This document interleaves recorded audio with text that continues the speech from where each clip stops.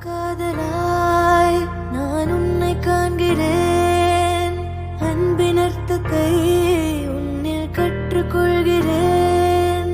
தெய்வீக இசைராகம் நீ, என்னை காக்க முன் வந்த தீ, இன்று தகப்பன் தானாக கடவுள் உருவத்தில் தீபங்கள் வாழ்வில் ஏற்றினாய். தந்தை தந்தை எனும் சொல் ஒன்றே சொர்க்கம் தன்னை அதில் நான்